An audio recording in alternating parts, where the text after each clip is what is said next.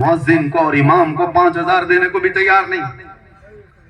ان علماء کو اسی طرح سے رکھا گیا ہے. اور پھر کہتے ہیں کہ قوم کے اندر بدحالی ہے, قوم کے اندر زبوں حالی کا شکار ہو چکی ہے, یہ قوم اخلاق میں گری ہوئی ہے.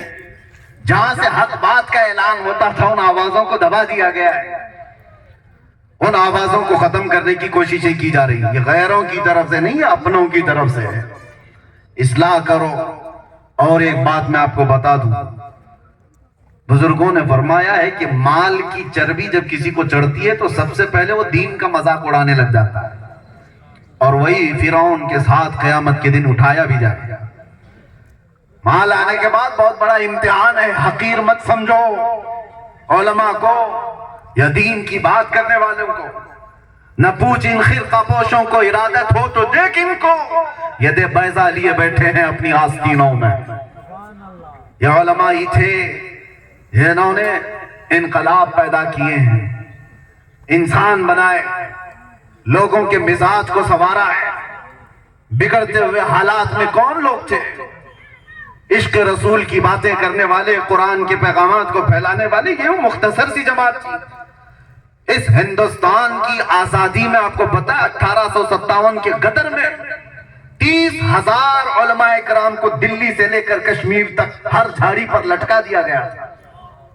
پھانسی پر لٹکنے والے, انڈمان نکوبار کالا پانی کی سزا کاٹنے والے, یہ علماء ذوی احترام تھے اور وہ حق بولنے والے تھے. جانتے ہو انگریزوں کا دبدبا تھا, اور ایسا دبدبا تھا کہ کوئی کچھ بات نہیں کر سکتا تھا. کوئی ڈیموکریسی نہیں تھی, ان کا غلبہ تھا, غلغلہ تھا.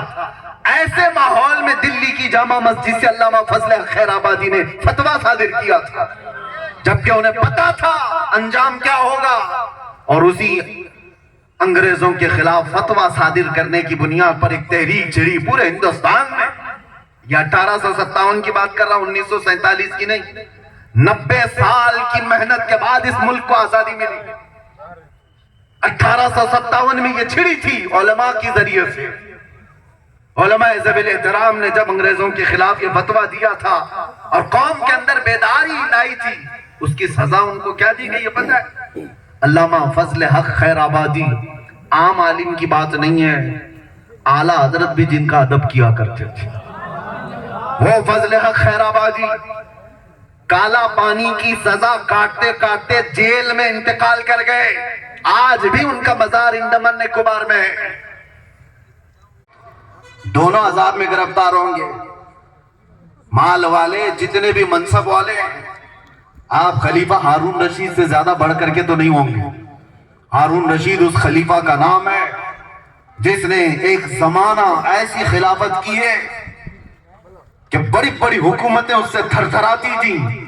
مال دولت